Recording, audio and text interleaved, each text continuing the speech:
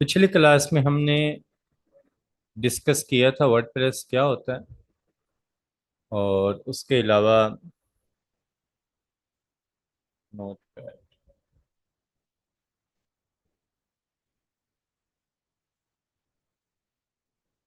Domain और hosting क्या होती है, होस्ट और डोमेन की क्या टाइप्स होती हैं, ये चीज़ हमने पिछली क्लास में डिस्कस की थी। आज थोड़ा सा आगे चलेंगे हम।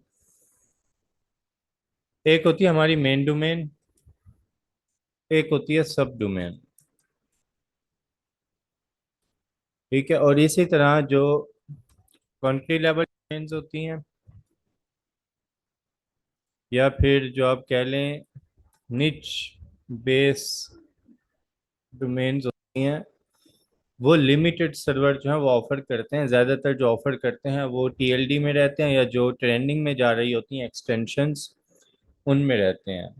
जो अच्छा, डोमेन्स की जगह ना एक्सटेंशन लिखना था, मैंने डोमेन लिख दिया। जो निच बेस एक्सटेंशन होती हैं और जो कंट्री लेवल एक्सटेंशंस होती हैं वो फिक्स सर्विस प्रोवाइडर होते हैं, तो वो जो है वहाँ से देते हैं। जैसे मैं आ जाऊँ अगर नेम चीप पर, अब क्योंकि एक बड़ा प्लेटफॉर्म है होस्टिंग और डोमेन के हवाले से, यहाँ से लोग जो है डोमेन्स भी खरीद के आगे बेचते हैं। यहाँ पे मैं लिखता हूँ अगर सलमान सिद्दीकी डॉट पी के। अब डॉट पी के को ये सपोर्ट नहीं करता, ये जो टी एल हमारे पास एक्सटेंशन है डॉट पी के। अब उसने बता दिया कि अनसपोर्टेड टी एल डी। इसी तरह हम लिखते हैं डॉट ए ई किसके लिए, यूएई के लिए यूज होता है, तो उसको भी ये सपोर्ट नहीं कर रहा। इसी तरह हम यहाँ पे लिख देते हैं डॉट इन, जो कि हमारा हमसाया मुल्क है इंडिया, उसके लिए इस्तेमाल होता है, उसको ये सपोर्ट करता है। उसका जो है एक्सटेंशन की एक्सेस है इसके पास, क्योंकि एक्सटेंशन ये जो है सेल कर सकते हैं। अब पाकिस्तान के लिए हम क्या करते हैं, PKNIC, ये एक प्लेटफॉर्म है। इसमें हम जो है पाकिस्तान से रिलेटेड जो भी डोमेन्स हैं, जैसे .com.pk, .net.pk, .org.pk, .edu.pk, और इसी तरह गवर्नमेंट की जो डोमेन्स हैं जैसे .gov.pk, वो फिर यहाँ से खरीदी जाती हैं। इनके भी आगे कुछ रीसेलर हैं जो आगे सेल करते हैं। आप डायरेक्ट इनसे भी ले सकते हैं, या फिर जिस तरह मैं आपको बताता हूँ होस्टर पीके है, आप यहाँ आ जाएं तो ये भी डॉट पीके की डोमेन सेल करते हैं। पीछे ये किससे ले रहे हैं, PKNIC से ही ये बाय करते हैं। तो आगे ये आपको यहाँ पर दे देते हैं। जिस तरह मैं यहाँ पर आ जाऊँ डोमेन्स में, तो ये डॉट पीके डोमेन्स की अलग से इन्होंने कैटेगरी दी हुई है। और यहाँ पे मैं अगर सेम डोमेन लिखता हूँ सलमान सिद्दीकी .pk, तो यहाँ पे मुझे बता देगा कि ये अवेलेबल है। डॉट नहीं लगा, यहाँ पे कोमा लग गया, ये हम लगाते हैं डॉट।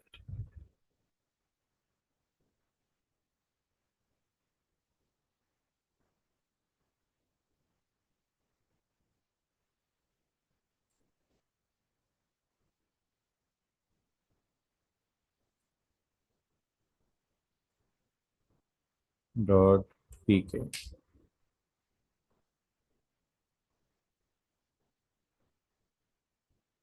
हाँ, ये उसने बता दिया कि ये जो है वो अवेलेबल है। अगर मैं इसको डॉट इन करूँगा तो ये नहीं बताएगा, अनअवेलेबल कहेगा या कहेगा ये सपोर्टेड नहीं है। तो यहाँ पे अनसपोर्टेड की जगह वो अनअवेलेबल कह रहा है। तो इसी तरह आपने अगर डॉट ए ई लेना है तो आप यहाँ पे आएंगे ए ई डोमेन रजिस्ट्रार आप लिखेंगे। दुबई की ये जो है यूज़ होती है रजिस्ट्रार, तो उसमें जो है आपको यहाँ पर मिल जाएंगे कि ऑफिशियल .ai डोमेन रजिस्ट्रार, इनसे आप जो है वो एई की डोमेन्स वगैरह बाय कर सकते हैं। अब होता क्या है कि आप डोमेन एंड होस्टिंग,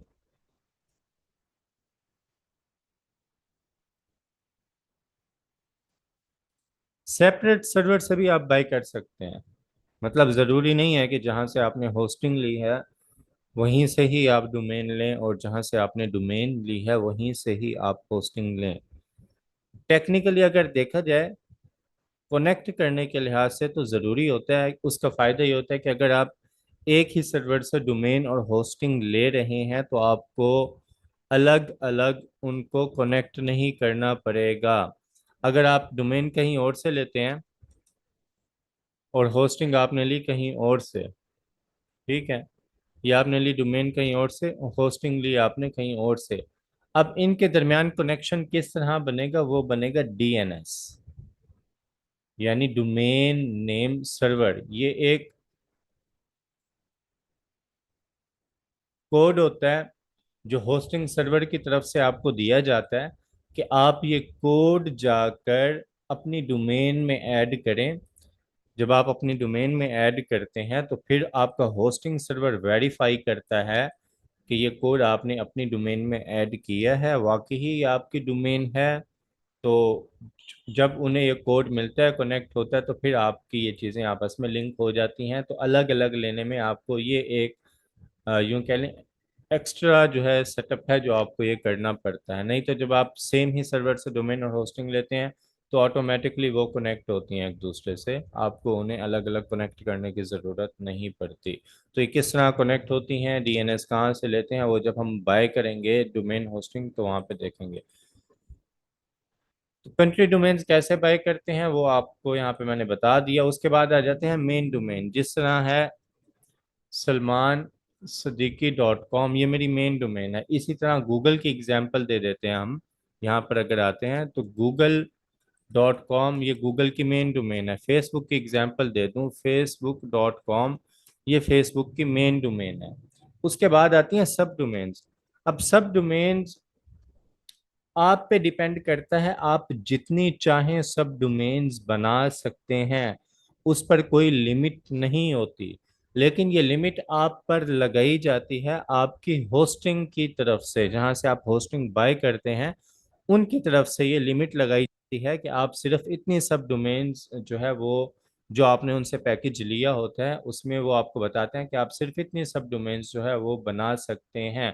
जिस तरह मैं आता हूँ यहाँ पर होम पे क्लिक करता हूँ और यहाँ पर हम आ जाते हैं।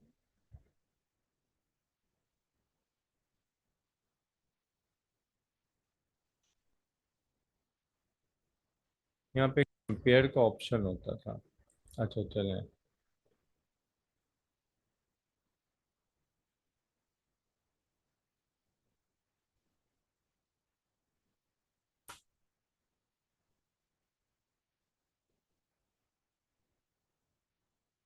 ठीक है, अब देखें ये जिस तरह आपको बता रहा है कि आपको जो है इस पैकेज में आपको इतनी अनलिमिटेड डिस्क स्पेस मिलेगी। उसकी तरफ मैं आता हूँ कि सब डोमेन किस लिए बनाते हैं। अभी जो चीज़ मैं बता रहा हूँ ना, ये आपको बता रहा है, देखें ये चीज़ें अनलिमिटेड मिलेंगी। आपको बता रहा है कि इस पैकेज में आप सिर्फ एक डोमेन ऐड कर सकते हैं, उसकी अनलिमिटेड आप सब डोमेन्स बना सकते हैं। अगर उसने लिमिट लगाई होती तो यहाँ पे आपको बता देता कि इतनी इसमें लिमिट है, आप सिर्फ 10 या 15 सब डोमेन्स बना सकते हैं, लेकिन सब डोमेन्स उसमें अनलिमिटेड का है।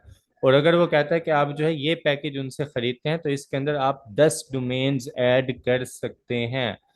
तो इस तरह के जो पैकेजेस हैं वो होस्टिंग वालों ने बनाए होते हैं, और ये पैकेज किस तरह बनाते हैं वो भी हम देख लेते हैं। पहले हम कॉन्सेप्ट अपना क्लियर करेंगे सब डोमेन का, कि सब डोमेन क्यों बनाते हैं। सब डोमेन बनाते हैं कि जब आपकी एक ही मेन बिजनेस है, उसमें आप मल्टीपल चीज़ें ऑफर कर रहे हैं, या आपकी मल्टीपल सर्विसेज हैं, या आपके जो है मल्टीपल डिपार्टमेंट्स हैं, तो उसके लिए फिर सब डोमेन्स बनाते हैं। जिस तरह google.com है, इस पे आप जाएंगे तो आपको लेआउट मिलेगा सिर्फ सर्च वाला, कि आप जाके कुछ भी सर्च करेंगे आपको दिखा देगा, वो उनके रिजल्ट्स आपको मिल जाएंगे, आप सर्च इंजन पे चले जाएंगे। ठीक है, ये बेसिकली है सर्च इंजन। इसी तरह अगर आप आ जाए drive.google.com, ठीक है, अब ये क्या गूगल की सब डोमेन है। मेन जो डोमेन है वो google.com है, लेकिन drive.google.com क्या है, सब डोमेन है। इसमें क्या होता है, ये आपकी ड्राइव है। इसमें आप जाकर जो आपका डाटा वगैरह है वो अपलोड करते हैं। अगर मैं इस लिंक को कॉपी करके यहाँ पर लिखूँ, डायरेक्ट यहाँ पर आ जाऊँ, drive.google.com में लिखूँ यहाँ पर, तो आप देखेंगे मेरे पास ड्राइव ओपन हो गई है। उसमें जो मेरा डाटा पड़ा है वो मुझे शो कर रहा है कि आपकी ये गूगल की ड्राइव है, उसमें डाटा पड़ा है। अब ये क्या है, गूगल की सब डोमेन है। क्यों? क्योंकि ड्राइव एक अलग से उनका डिपार्टमेंट है जिसमें लोग आकर अपना डाटा स्टोर करें, उनकी ईमेल्स का या कोई उनके डॉक्यूमेंट्स हैं उनका डाटा वहां पर स्टोर हो, तो एक अलग से डिपार्टमेंट है उनका। इसी तरह आप आ जाएं docs.google.com, ये अलग से उनका डिपार्टमेंट है। इसमें क्या होता है, आपको डॉक्यूमेंट्स आप बना सकते हैं। आप वर्ड की कोई फाइल आपने बनानी है, एडिट करनी है, आपको गूगल शीट चाहिए, कुछ भी चाहिए, तो आप इसमें बना सकते हैं। यहाँ docs.google.com लिखेंगे, ऊपर देखें ये docs.google.com आ गया, और ये मुझे बता रहा है कि यहाँ पे आप आकर डॉक्यूमेंट्स क्रिएट कर सकते हैं। ये पूरा एक अलग से डिपार्टमेंट है सिर्फ डॉक्यूमेंट्स क्रिएट करने के लिए। इसी तरह आ जाएं तो आपको जो है और बहुत सारी इनकी जो है वो सब डोमेन्स मिलेंगी। जिस तरह आप आ जाएं ads.google.com, अब ये किसके लिए है? ये जो हम गूगल पे एड्स रन करते हैं उसके लिए यूज होता है। इसी तरह आप आ जाएं adsense.google.com, ये किस लिए? ये जो वेबसाइट से यूट्यूब से अर्निंग करते हैं गूगल के एड्स लगाकर, ये उसके लिए प्लेटफॉर्म है। अब मेन डोमेन google.com ही है, उसकी उन्होंने सब डोमेन्स बनाई हुई हैं, मतलब अपने डिपार्टमेंट के हिसाब से अलग अलग सब डोमेन्स उन्होंने बना दी। इसी तरह आ जाएं adobe.com, ये इनकी मेन डोमेन है, और इनकी एक सबसे बड़ी डोमेन जो है वो कम्युनिटी इन्होंने बनाई हुई है, तो community.adobe.com इस्तेमाल होती है। इसी तरह आ जाए फेसबुक की, मैंने एग्जांपल दी थी आपको, facebook.com है, ठीक है। facebook.com, जब हम एड्स चलाने जाते हैं तो पहले हम यूज करते थे ads.facebook.com, लेकिन अब उन्होंने क्या किया, उन्होंने अलग से सेपरेट कर दिया, उन्होंने adsmanager.com कर दिया, ठीक है। तो ये अलग से उन्होंने बाय कर लिया। इसी तरह आप आ जाएं, इनकी जो आपको अदर डोमेन्स मिलेंगी, business.facebook.com, इसमें आकर जो आप अपने बिजनेस पोर्टफोलियो बनाते हैं, जिनके आप बाद में जाके सेटिंग वगैरह करते हैं, तो वो आप यहाँ पे देख देख सकते हैं। यहाँ पर अगर मैं आकर लिखूँ business.facebook.com, तो आप देखेंगे कि एक अलग से ही लेआउट यहाँ पे मेरे पास ओपन हो जाएगा, जिसमें मेटा बिजनेस सूट है बेसिकली। तो इसमें जो मेरे पेजेस हैं उनको एज ए बिजनेस मैं मैनेज कर सकता हूँ, एज ए बिजनेस जो जो सेटिंग्स मुझे मिलती हैं तो वो सब मैं यहाँ पर देख सकता हूँ। तो ये अब क्या है, ये facebook.com की सब डोमेन है। तो सब डोमेन में बेसिकली वैसे कोई लिमिट नहीं होती, जिस तरह ईमेल्स बनाने में कोई लिमिट नहीं होती, तो उसी तरह सब डोमेन्स बनाने में भी कोई लिमिट नहीं होती। हाँ, ये लिमिट आप पर लगाई जाती है आपके होस्टिंग सर्विस प्रोवाइडर की तरफ से, क्योंकि पीछे जो डेटाबेस है उसको भी मैनेज करना है ना उन्होंने।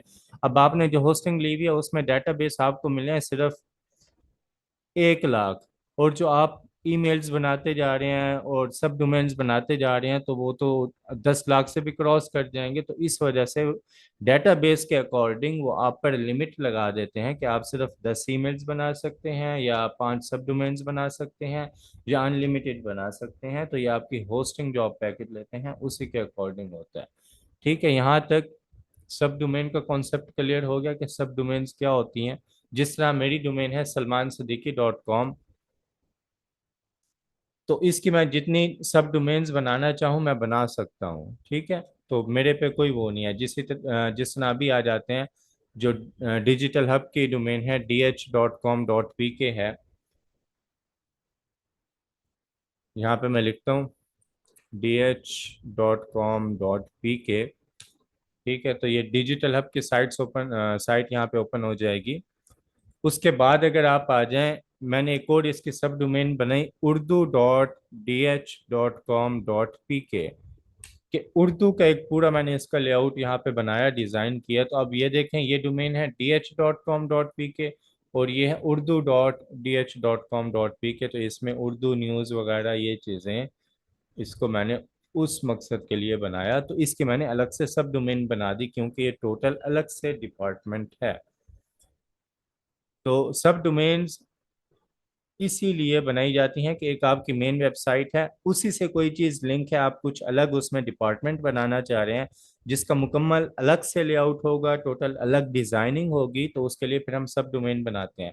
ये सब डोमेन जो बनाई जाती है, इसमें सिर्फ नाम हमारी वेबसाइट का इस्तेमाल होता है। जैसे business.facebook.com में facebook.com का सिर्फ नाम इस्तेमाल हुआ, इससे एक तो ये तस्दीक हो गई कि हाँ ये फेसबुक का ही प्लेटफॉर्म है, क्योंकि जिसके पास facebook.com है वही इसकी सब डोमेन बना सकता है। इसी तरह गूगल की जितनी सब डोमेन्स हैं उनसे हमें ये तस्दीक हो जाती है कि हाँ ये गूगल के ही प्लेटफॉर्म है, किसी और के प्लेटफॉर्म नहीं है, क्योंकि google.com जिसके पास है वही उसी की सब डोमेन बना सकता है। तो एक तो ये तस्दीक हो जाती है कि हाँ ये उसी का ही एक प्लेटफॉर्म है, उसी का ही डिपार्टमेंट है।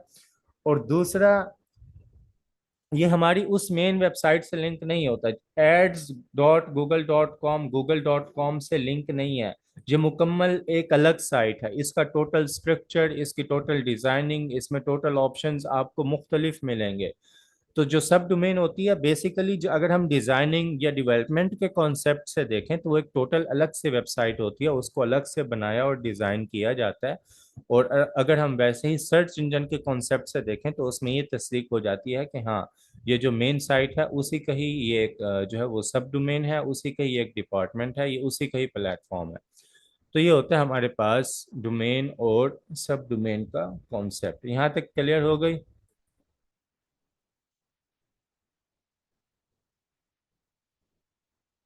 चलें, उसके बाद आ जाते हैं होस्टिंग। अब होस्टिंग क्या होती है? होस्टिंग होती है स्पेस। पिछली क्लास में मैंने आपको बताया था, इसमें भी टाइप्स होती हैं। एक टाइप होती है रीशेयर्ड होस्टिंग, ठीक है, एक टाइप होती है शेयर्ड होस्टिंग, एक टाइप होती है वीपीएस होस्टिंग, एक टाइप होती है डेडिकेटेड होस्टिंग, या इसको आप सर्वर भी कह सकते हैं, और एक टाइप होती है क्लाउड होस्टिंग या सर्वर आप कह लें। अब रीशेयर्ड होस्टिंग क्या है? रीशेयर्ड होस्टिंग ऐसी होस्टिंग होती है जिसमें आपके पास सी पैनल की एक्सेस नहीं होती। हमारे जो पाकिस्तानी हैं वो ख़ास तौर पे इस तरह करते हैं, बल्कि हर कोई करता है जब स्टार्ट लेता है, मैंने भी शुरू में इसी तरह किया था कि मैं क्या करता था, मैंने एक साइट, मैंने जो है वो एक होस्टिंग पैकेज ले लिया होस्टिंग का। जिस तरह यहाँ पर मैं आया, इन्होंने मुझे कहा कि अगर आप ये वाला पैकेज ले लेते हैं तो उसमें आप 10 डोमेन्स ऐड कर सकते हैं। अब उसमें सी पैनल मुझे एक ही मिलेगा, हर डोमेन का अलग से सी पैनल मुझे नहीं मिलेगा। सी पैनल मेरे पास एक होगा, हाँ उसमें मैं 10 डोमेन्स ऐड कर सकता हूँ, मतलब 10 मेन वेबसाइट्स ऐड कर सकता हूँ, फिर उनकी सब डोमेन्स अनलिमिटेड जितनी मैं चाहूँ बना सकता हूँ, यहाँ पे मेरे पास कोई रिस्ट्रिक्शन नहीं है। तो मैंने क्या किया था, मैंने ये वाला पैकेज ले लिया था, मिसाल दे रहा हूँ आपको कि ये वाला पैकेज था मेरे पास जिसमें मैं एक से ज्यादा वेबसाइट्स ऐड कर सकता था। तो एक या दो मेरी साइट्स हो गई, उसके बाद कोई भी क्लाइंट आता था उसको डोमेन होस्टिंग चाहिए होती थी, तो मैं उससे कुछ पैसे डोमेन के पैसे ले लेता था, कुछ होस्टिंग के पैसे, और अपनी ही होस्टिंग में उसकी डोमेन जो है वो ऐड कर देता था। तो स्टार्ट के लिए तो ठीक है, किसी क्लाइंट का बेसिक अगर नॉर्मल बिल्कुल बजट है वहां तक भी ठीक है, लेकिन अगर एथिकली देखा जाए, प्रोफेशनली देखा जाए, तो ये बिल्कुल ठीक नहीं है। आप जब भी किसी भी क्लाइंट की साइट बनाएं, कोशिश करें कि उसकी अलग से होस्टिंग लें।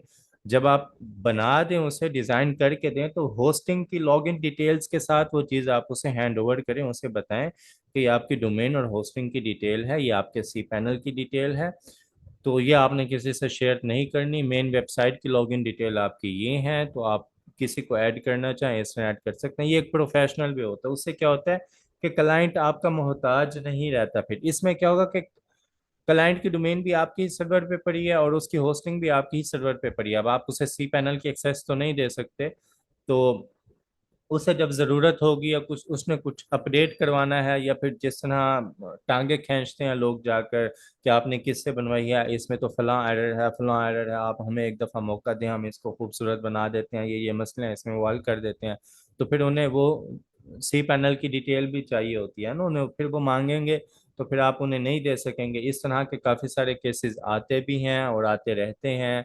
और आते रहेंगे, क्योंकि ये एक चीज़ है जो चलती है। जब तक हम खुद को अपडेट नहीं करते, प्रोफेशनलिज्म में नहीं लाते, तो ये मसले मसाइल इस तरह के चलते रहेंगे। तो कोशिश किया करें कि हर क्लाइंट की अलग से सी पैनल होस्टिंग लिया करें, नहीं तो क्लाइंट को क्लियर कर दिया करें कि इसमें आपको सी पैनल की एक्सेस नहीं मिलेगी, क्योंकि सी पैनल हमारा इस्तेमाल हो रहा है। आपको सी पैनल की फुल एक्सेस चाहिए, अपना अलग से आपने होस्टिंग लेनी है, तो उसके ये पैकेजेस होंगे।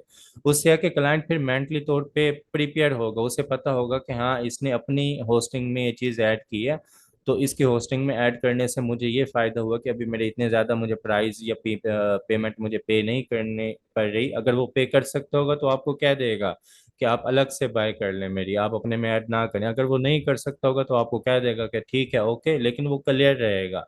तो जो चीज़ शुरू में आप क्लियर कर लें तो वो बेहतर रहती है। अब मेरे पास इस तरह के केसेस हमेशा से आते रहते हैं, उसमें यही मसला होता है, क्लाइंट कहता है कि इन्होंने मुझे बताया ही नहीं था, इन्होंने तो सिर्फ मुझसे पैसे मांगे कि आपकी डोमेन होस्टिंग बाय करनी है, और मैंने पैसे दे दिए इन्हें, और बाद में अभी मुझे सी पैनल की एक्सेस नहीं दे रहे। ये कह रहे हैं कि उसमें हमारी अपनी भी साइट्स पड़ी हैं। तो फिर वो अब डेवलपर कहता है कि पैसे मैंने इनसे कम लिए थे, क्लाइंट कहता है मेरे से आप पूरे पैसे ले लेते, मुझे अलग से सी पैनल दे देते। तो इस तरह के मसले मसाइल जो है वो चीज़ें चलती रहती हैं। ओके, अब आ जाते हैं होस्टिंग। अब रीशेयर्ड होस्टिंग क्या होती है कि एक बंदे ने शेयर्ड होस्टिंग ली हुई है, ठीक है,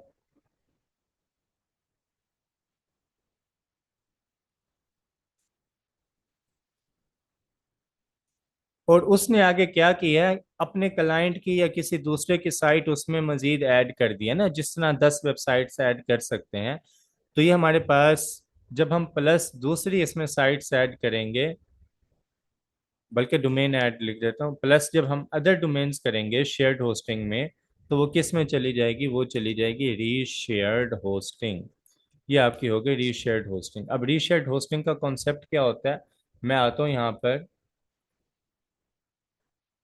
मैं आ जाता हूँ दिस पीसी में। ये अब मेरे पास मल्टीपल हार्ड डिस्क हैं, ड्राइव्स लगी हुई हैं मेरे पास ना। मैं आ जाता हूँ जैसे इस ड्राइव में, और इसमें मैं एक फोल्डर बना लेता हूँ किसके नाम से, यहाँ पर इफ़त के नाम से मैं एक फोल्डर बना लेता हूँ, ठीक है। तो अब ये क्या हुआ, एक फोल्डर है, मतलब एक ड्राइव डिस्क बनी हुई है, उसके अंदर मैंने एक फोल्डर बना दिया इफ़त का। ये अब इफ़त की हो गई शेयर्ड होस्टिंग। अब ये इफ़त का एक मिसाल के तौर पे फोल्डर बन गया। अब इफ़त इसके अंदर मजीद जब साइट्स ऐड करेगी तो यहाँ पर उनके फोल्डर बनते जाएंगे, तो वो क्या होगी, रीशेयर्ड होस्टिंग होगी। इससे स्पीड में भी फर्क पड़ता है, जाहिर है। एक पहले एक डिस्क है, उसके अंदर एक फोल्डर है, उसके अंदर फिर मजीद फोल्डर है, उसके अंदर आपकी वेबसाइट का डाटा पड़ा है, तो उस वजह से स्पीड में भी कहीं ना कहीं कुछ फर्क पड़ता है। और ये चीज़ इसमें होती है, इसको हम कहते हैं रीशेयर्ड होस्टिंग। शेयर्ड होस्टिंग क्या होती है कि डायरेक्ट यहाँ पे मैंने आकर इफ़त के नाम से फोल्डर बना दिया, और ये उसकी हो गई शेयर्ड होस्टिंग। अब इसमें दूसरे क्लाइंट्स के भी फोल्डर बने हुए हैं, वो इसमें ऐड हैं। अब ये एक जो डिस्क है, ये जो मैंने एक डिस्क बनाई हुई है, ये मल्टीपल क्लाइंट्स के साथ मैं शेयर कर रहा हूँ, जिसका फ्रंट पे फोल्डर बनेगा वो शेयर्ड होस्टिंग होगी। जिसका उसके अंदर फोल्डर के अंदर मजीद फोल्डर बनेगा तो वो रीशेयर्ड होस्टिंग हो जाएगी। तो यहाँ पर आकर मैंने फोल्डर बना दिया, ये हो गई शेयर्ड होस्टिंग, ठीक है। उसके बाद आ जाते हैं, जो मैंने अगली टाइप आपको बताई वो होती है वीपीएस होस्टिंग। वीपीएस होस्टिंग में बेसिकली क्या होता है, वर्चुअल प्राइवेट सर्वर इसको कहते हैं, लेकिन इसमें कंप्लीट सर्वर आपको नहीं मिलता। हाँ, आप अलग से चीज़ें ज़रूर डिफाइन करते हैं कि आपको कितने जीबी स्पेस चाहिए, कितने जीबी रैम चाहिए। उतने जीबी की रैम और स्पेस आपको अलॉट करके आपकी डिस्क बना दी जाती है। अब ये एक डिस्क बन गई, इसके अंदर सिर्फ आपका फोल्डर होगा, मजीद किसी और क्लाइंट का फोल्डर नहीं होगा, आपका फोल्डर होगा, आपका डाटा होगा। तो इसको हम कहते हैं डिस्क, वो वीपीएस होस्टिंग कहते हैं, वर्चुअल प्राइवेट सर्वर कहते हैं। डेडिकेटेड होस्टिंग और डेडिकेटेड सर्वर में क्या होता है, अब ये मेरा होस्टिंग सर्वर है, इसमें मल्टीपल और भी डिस्क मौजूद हैं। तो इसका मतलब है एक डिस्क मैंने आपको, एक प्राइवेट सर्वर आपको दिया हुआ है, लेकिन बाकी भी कुछ क्लाइंट्स ऐसे हैं जिनको मैं दे रहा हूं। अब पीछे क्योंकि जो क्लाउड है उसका तो आईपी एड्रेस सेम ही होगा ना, तो इनका भी आईपी एड्रेस वगैरह वही होगा। तो जब कुछ इस तरह की कंडीशंस होती हैं जिसमें आपको डेडिकेटेड सर्वर चाहिए होता है, यानी जो आपका आईपी एड्रेस हो वो किसी और का ना हो। तो उस सूरत में फिर कौन सी होस्टिंग की तरफ जाया जाता है, वो डेडिकेटेड होस्टिंग या सर्वर की तरफ जाया जाता है। उसमें जो आपको डिस्क स्पेस और जो आपको रैम वगैरह मिलती है, उसका जो आईपी एड्रेस होता है उस सिस्टम का, उस सर्वर का, वो सिर्फ आपके पास होता है, आपकी होस्टिंग से लिंक होता है, किसी और के साथ वो शेयर नहीं किया जाता। उसके बाद आ जाती है क्लाउड होस्टिंग। क्लाउड होस्टिंग होती है कि पूरा ओवरऑल सिस्टम ही आपका है, उसमें आप जितनी मर्जी डिस्क बनाएं, जितनी मर्जी आप फोल्डर्स बनाएं, उनके सब फोल्डर्स बनाएं, तो वो पूरा एक सिस्टम ही आपका होता है। तो जो बड़ी बड़ी कंपनियां हैं जैसे गूगल है, amazon है, तो वो क्लाउड होस्टिंग की तरफ जाते हैं, और इसको आप एक्सटेंड भी कर सकते हैं, मतलब इसकी स्पेस आप जितनी चाहें वो बढ़ाना चाहें वो आप बढ़ा सकते हैं। आपने एक 1 TB स्पेस ली, वो आपकी स्पेस फुल होने वाली है, आपको 1 TB और चाहिए या आपको 10 TB आप उसको करना चाहते हैं, तो क्लाउड होस्टिंग में वो एक्सटेंडेबल होती है, आप उसको बढ़ा सकते हैं। शेयर्ड होस्टिंग में एक्सटेंडेबल नहीं होती। शेयर्ड होस्टिंग में ये होता है कि वो आपका जो पैकेज है वो स्विच कर देते हैं।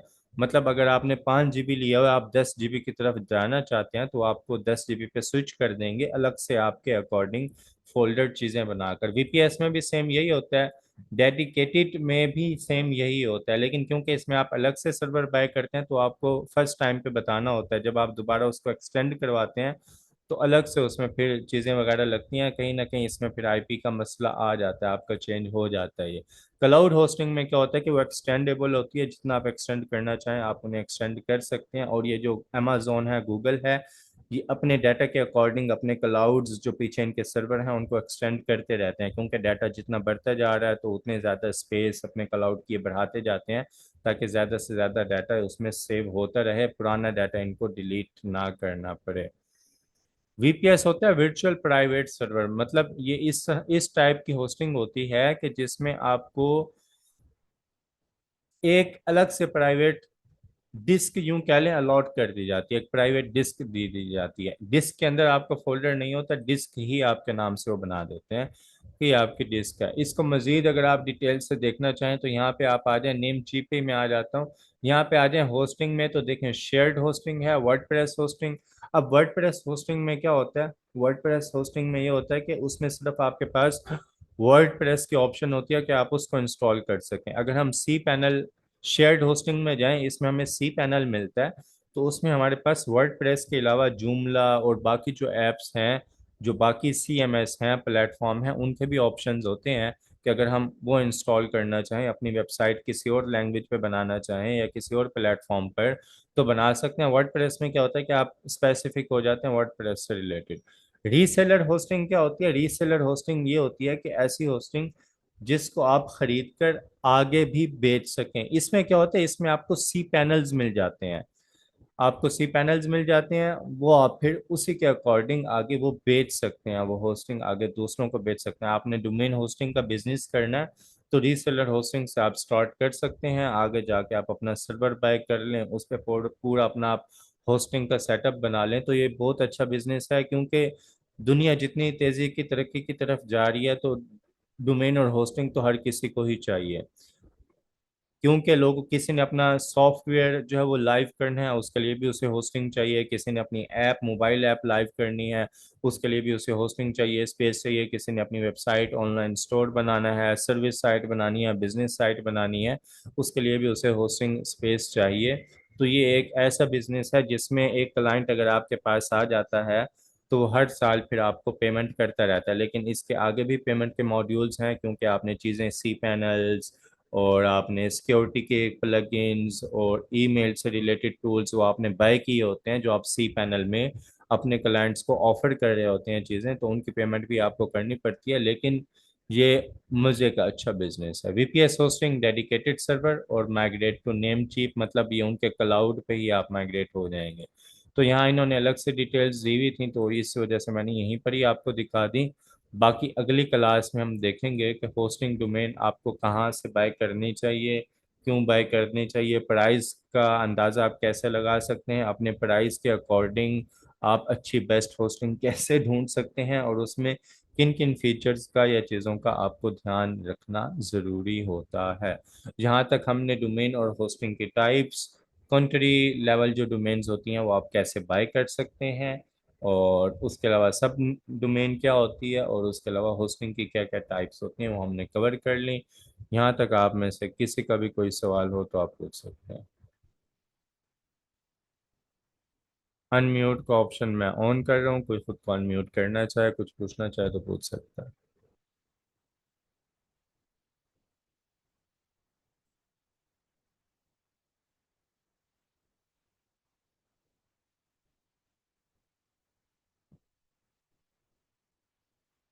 अच्छा, क्लाइंट को खुद, अगर क्लाइंट को नॉलेज नहीं है तो क्लाइंट खुद से कैसे परचेज करेगा? आप उसे बता दें कि ये चीज़ें चाहिए होती हैं तो वो, मोस्टली क्लाइंट खुद बाय करके दे देते हैं। मोस्टली क्लाइंट्स ये कहते हैं, जिनको थोड़ा सा नॉलेज होता है तो वो ये कहते हैं कि आप जो है वो ये हमारा बाय कर लें, हमारे कार्ड्स की डिटेल लगा लें, वहां से पेमेंट हो जाएगी, और कुछ आपको ही पेमेंट दे देते हैं कि ठीक है आप बाय करके दे दें।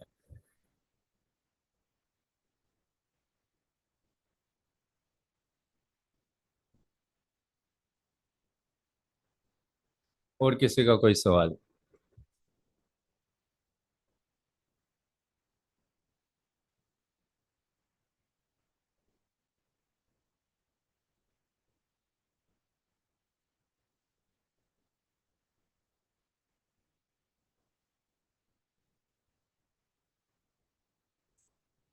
नहीं है किसी का कोई सवाल? इतनी ज्यादा आज खामोशी है, या तो कुछ समझ नहीं आई क्लास की, या फिर जरूरत से ज्यादा समझ आ गई है।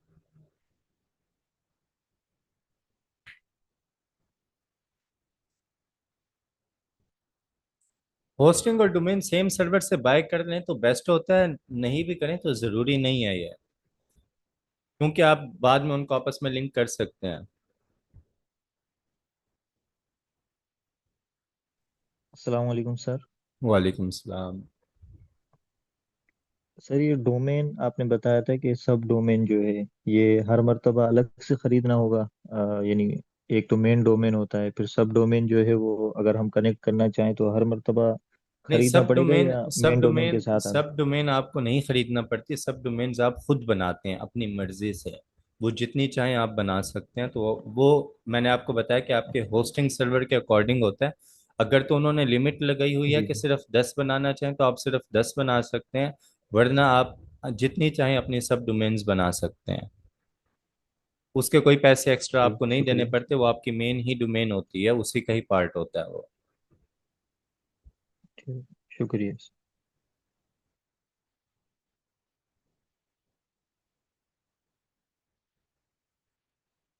चलें, अब आप लोगों के असाइनमेंट यही है कि जो चीज़ें मैंने बताई हैं, सब नीचेस, नीच, और उसके बाद, बल्कि सब डोमेन और सब डोमेन, निच की मैं कह रहा था, डोमेन सब डोमेन, और उसके अलावा जो मैंने होस्टिंग की टाइप्स बताई हैं ये आपने रिटर्न में लिखनी है। और उसके अलावा जो पिछली असाइनमेंट थी कि आपने 5 निच बेस्ड डोमेन्स फाइंड करनी है अलग अलग कैटेगरी में, और आपने रीज़न भी बतानी है कि आपने क्यों फाइंड की।